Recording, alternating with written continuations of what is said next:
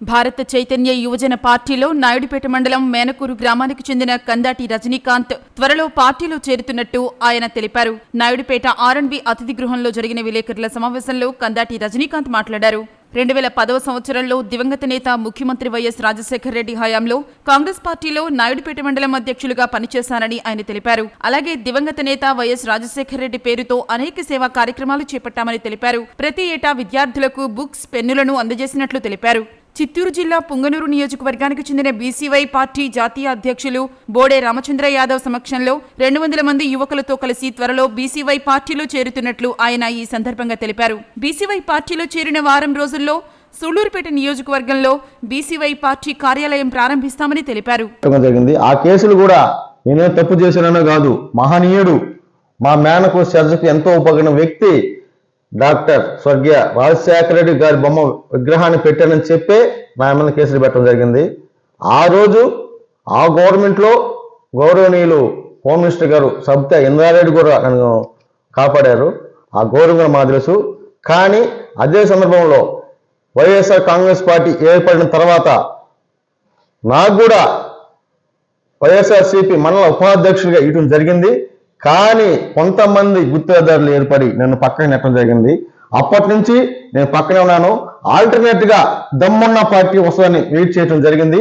ఇవాళ దమ్మున్న నాయకుడు, దమ్మున్న పార్టీ భారత చైతన్య యువజన పార్టీ వ్యవస్థాపక అధ్యక్షులు బోడి రామచంద్ర యాదవ్ గారి వీడియో చూశాను.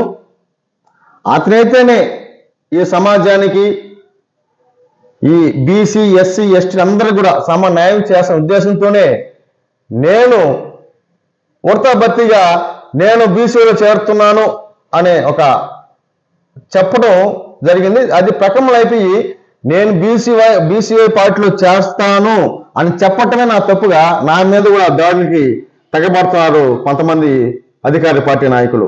అంటే నేను బీసీవై చేరుతాను అంటేనే ఎంత భయం పుట్టిందో. ఎందుకంటే బోడే రామచంద్ర యాదవ్ గారు ప్రజల కోసం మంచి చేయాలి, అంబేద్కర్ రాజ్యాంగం రాశాడు, అంబేద్కర్ ఆశయ సిద్ధాంతాలతో ఉండాలని చెప్పిన వచ్చిన ఒక వ్యక్తి బోడే రామచంద్ర యాదవ్ గారు. అలాంటి పార్టీలో చేద్దామన్న మనసు ఉంది కాబట్టి నేను చెప్పగలిగా. అలాంటప్పుడు మీరు నా మీద దాడి చేసేదండి, నేను ఒక్కరే పోతే నన్ను దాడి చేసేదండి, తెలుసుకున్నారా అండి, ఇబ్బంది ఏం లేదు.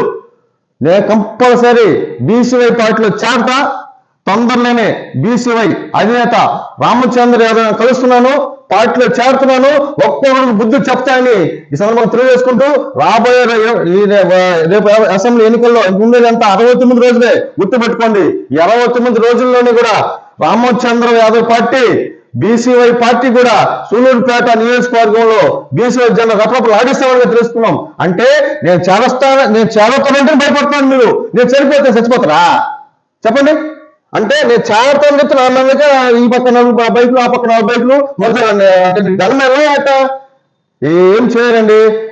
నేను చేరుతున్నాను, చేరి చూపిస్తాను, రాండి తెలుసుకున్నాం. అదే మగోడితనం ఆయన ఉంది కాబట్టే రామచంద్ర ఆ మగతనం చూసాను. ఈ రోజు నేను మగోడిగా చెప్తా ఉన్నా, ఆ దమ్మును చూసి పార్టీలో చేస్తా ఉన్నా. రాండి తెలుసుకున్నాం.